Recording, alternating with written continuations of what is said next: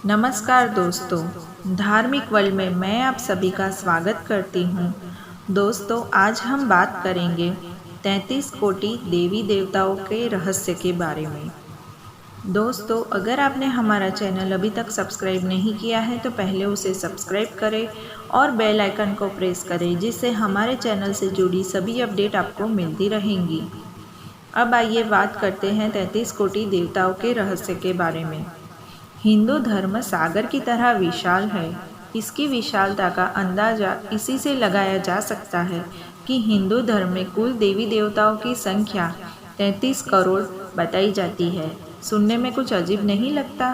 क्या ये संभव है कि किसी धर्म में कुल देवी देवताओं की संख्या 33 करोड़ हो सकती है? किसी को भी आश्चर्य हो सकता है, लेकिन कहते हैं ना कि अधूरा ज्ञान हानिकारक हो सकता है। तो आइए हम इस बात का वास्तविक तथ्य जानते हैं।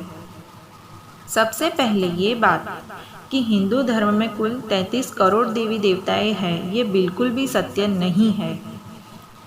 वेद, पुराण, गीता, रामायण, महाभारत या किसी अन्य धर्म ग्रंथ में ये नहीं लिखा कि हिंदू धर्म में 33 करोड़ देवी देवताओं हैं।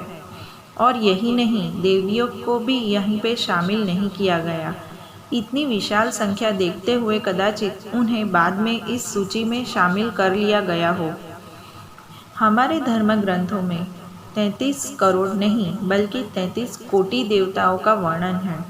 ध्यान दें कि यहाँ कोटि शब्द का प्रयोग किया गया है, करोड़ का नहीं। संस्कृत में कोटि के दो अर्थ होते हैं, पहला करोड़ और दूसरा प्रकार। आज हम जिसे करोड़ कहते हैं, पुराने समय में उसे कोटि कहा जाता था। युधिष्ठिर ने द्यूत सभा में अपने धन का वर्णन करते समय कोटि शब्द का प्रयोग किया था। दुर्भाग्य है कि आधुनिक काल के विद्वानों ने कोटि का अर्थ सीधा सीधा अनुवाद कर करोड़ कर दिया। दरअसल यहाँ कोटि का प्रयोग 33 करोड़ नहीं बल्कि 33 प्रकार के देवताओं के लिए किया गया है। कोटि का एक अर्थ प्रकार भी होता है। उस समय जब देवताओं का वर्गीकरण किया गया तो उसे 33 प्रकार में विभाजित किया गया, जो समय के साथ अपभ्रंश होकर अब करोड़ के रूप में प्रचलित हो गया। पता नहीं, दुख की बात यही है कि आज भी हम हिंदू रटे रटाए तौर पर बड़े गर्व से कहते हैं कि हमारे देवी देवताओं की संख्या इतनी अधिक है। इन 33 कोटि देवताओं को वर्णन आपको किसी भी धर्म ग्रंथ, खासकर पुराणों में मिल जाएगा। 12 आदित्य, 8 वसु, 11 रुद्र एवं 2 अश्विनी कुमार मिलाकर 33 देवताओं की एक श्रेणी बनाते हैं और 33 कोटि देवताओं का संदर्भ इन्हीं 33 देवताओं से है। 12 आदित्य महर्षि कश्यप और दक्ष पुत्री अदिति से उत्पन्न ये 12 पुत्र आदित्य कहलाते हैं। अपनी माता अदिति के कारण उन्हें आदित्य कहा जाता है। वैसे तो देवताओं की संख्या कहीं अधिक है, किंतु आदित्यों में इन 12 देवताओं की ही गिनती होती है। इन्हें ही देवता कहा जाता है। इंद्र देवताओं के राजा कहलाते हैं। ये 12 आदित्य वर्ष के 12 मासों का प्रतिनिधित्व करते हैं।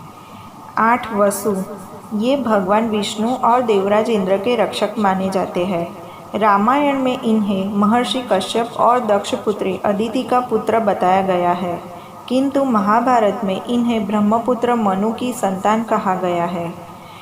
ये 5 महाभूतों तथा 3 मुख्य खगोलीय पिंडों सूर्य, चंद्र एवं नक्षत्र का प्रतिनिधित्व करते हैं। 11 रुद्र, ये भगवान शंकर के दूसरे रूप माने जाते हैं। इसी कारण भगवान शंकर को हम महारुद्र भी कहते हैं। कहा जाता है कि इनकी सभी की उत्पत्ति भगवान शंकर से ही हुई है। वामन पुराण में इन्हें महर्षि कश्यप और अदिति का पुत्र कहा गया है।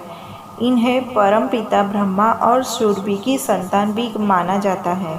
2 अश्विनी कुमार, इन्हें देवताओं का राजवैद्य माना तथा औषधियों का स्वामी माना जाता है।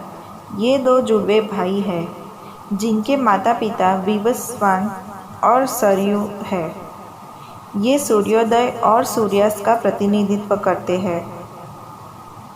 तो इस प्रकार ये 33 कोटि देवताओं का वर्णन है। इसे लोग प्रश्न पूछते हैं कि अगर यही 33 देवता है तो अन्य देवता जैसे कार्तिकेय, गणेश, दुर्गा, काली इत्यादि का वर्णन कहाँ आता है। तो मैं ये बताना चाहती हूँ कि ये 33 देवताओं का केवल एक समूह है। इनके अतिरिक्त भी कई और देवी देवताएं हैं। दोस्तों, अगर आपको हमारा वीडियो अच्छा लगा है तो उसे लाइक कीजिए, सब्सक्राइब कीजिए और ज़्यादा से ज़्यादा शेयर कीजिए।